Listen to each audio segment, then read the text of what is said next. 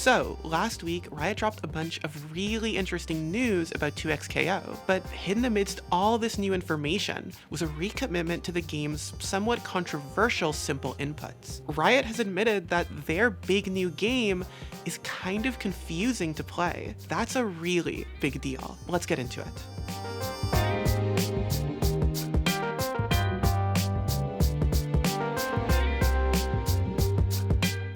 Before we get into today's video, I just wanted to remind you all that the holidays are right around the corner. And for me, that means a lot of traveling and of course, a lot of gaming. Thankfully, we've teamed up with Predator Gaming to see if they can help me find a way to do those things together. Winter is the best time to visit friends and family. So whether I'm on a plane, train, or automobile, I spend a lot of time commuting, which means I can't do the other goated holiday pastime, cozying up and playing Counter-Strike. And what'll help me do that is a dream gaming laptop, specifically the Predator Helios Neo 16. It has all that you'd expect from such a beastly rig, a GeForce RTX 4060, 16 gigs of RAM, state-of-the-art cooling, and a stellar keyboard, but also features a built-in 165Hz display, and yes, an i9. The Helios Neo 16's i9 14900HX processor allows it to put out steady frames in CS2 whenever and wherever you're looking to pug, which, let's be honest, is what the holidays are really all about.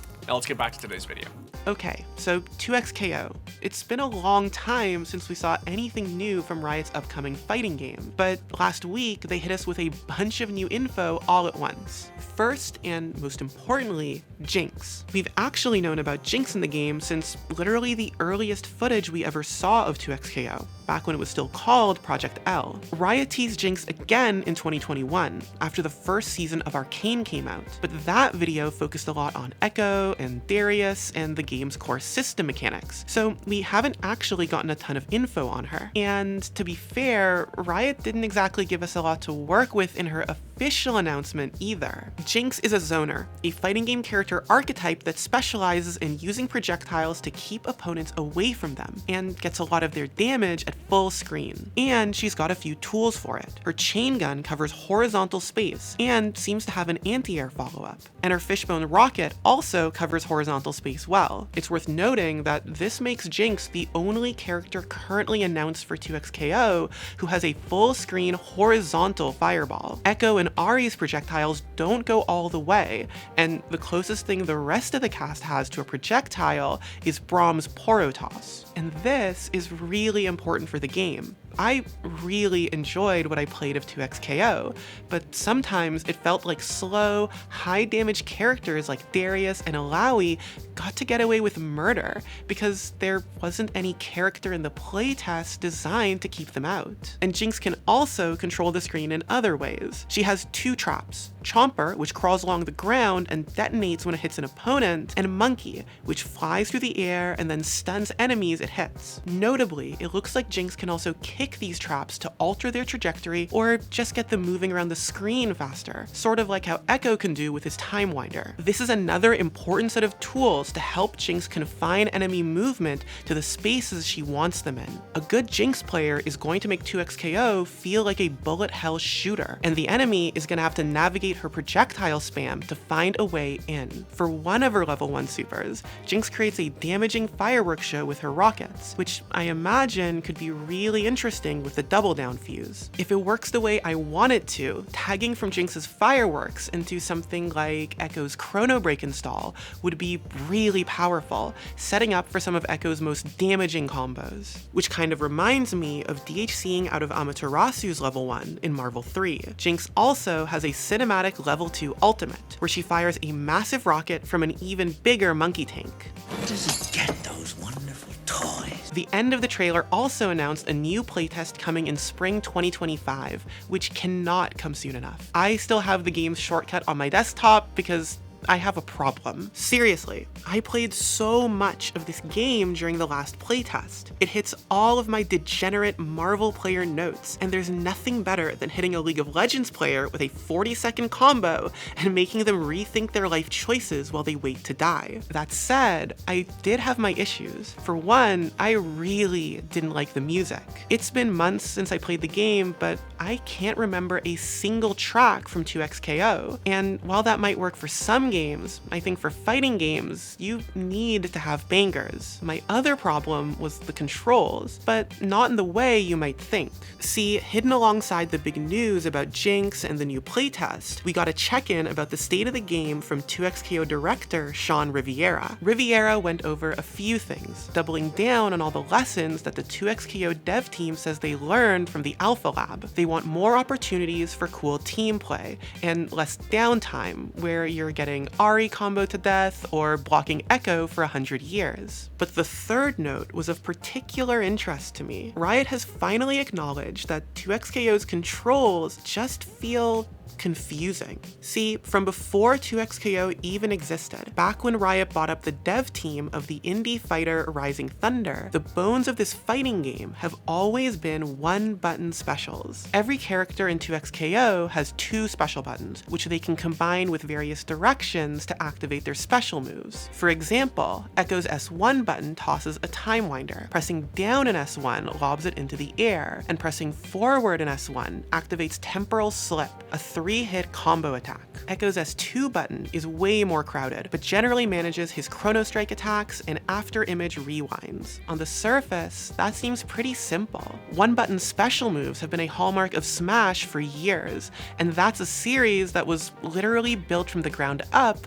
to enable players who don't play fighting games. And over the last few years, we've seen a rise in simple inputs in traditional fighters too. Street Fighter 6, which has brought tons of new people to the FGC, lets you choose a totally competitively viable modern control scheme, which puts 4 special moves on a single button, using directions like in Smash. But 2XKO's 2 special buttons are really overworked, and in the heat of a match, that can get really confusing. Let's go back to Echo and just talk about his S2 Chrono Strike button. Pressing S2 gets you a slash attack. Pressing it again teleports you back to your after image and slashes again, but pressing down when you press it again gets you a launcher instead. And if you hold the button the first time, you roll instead of attacking, and your after image is volatile now, which gives you 2 new follow-ups. Pressing S2 by itself after a hold gets you a teleport to the after image with no attack, while pressing down in S2 gets you an explosion that wall bounces and is really important for combos. And it's not on his move list, but if you want to generate a new after image while one's already on screen,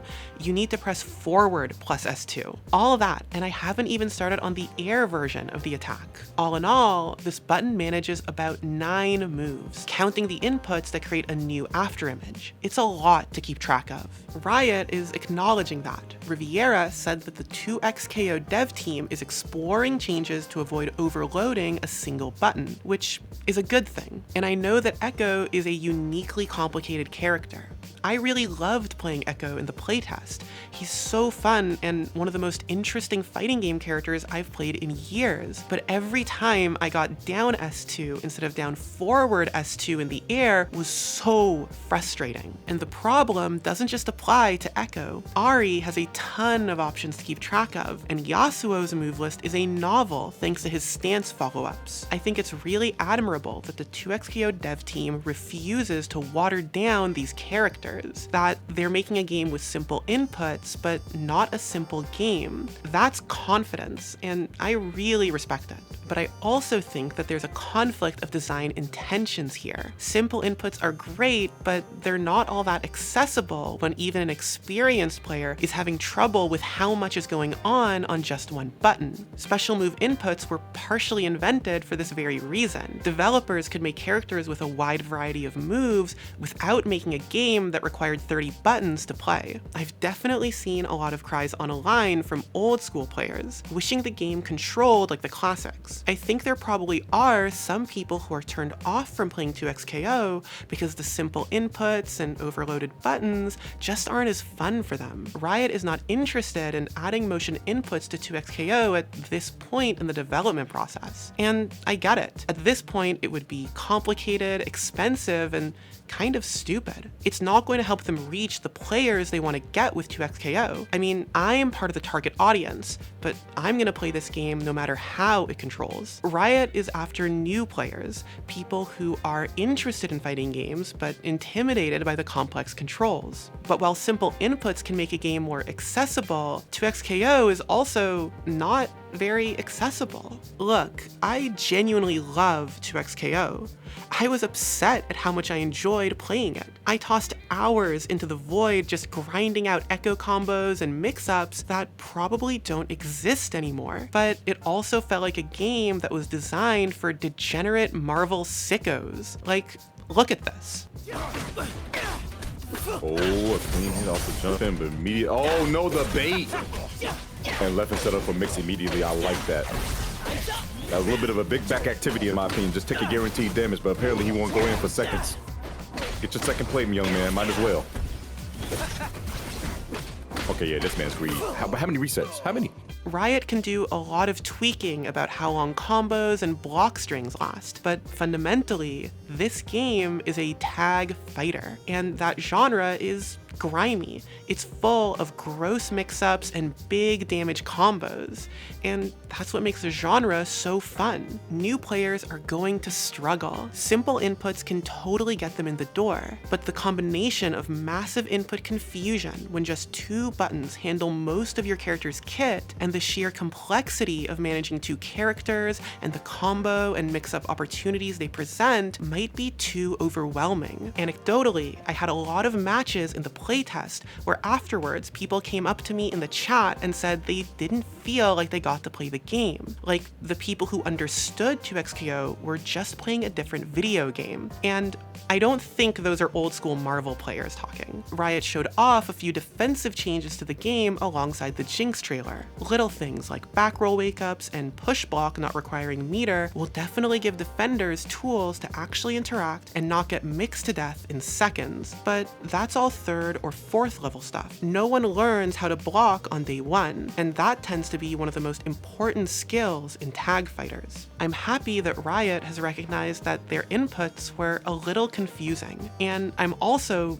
happy in a weird way that they're not suddenly pivoting to motion inputs. They were confident and they made a really cool game so far, and I'm excited to see how much better it can get. But I'm also worried about the future of 2XKO. If the game is too simple for old heads and too complicated for new players, who's going to be left to enjoy what Riot has made? That said, at this point, given how good of a game they've made so far, I trust this dev team to figure it out.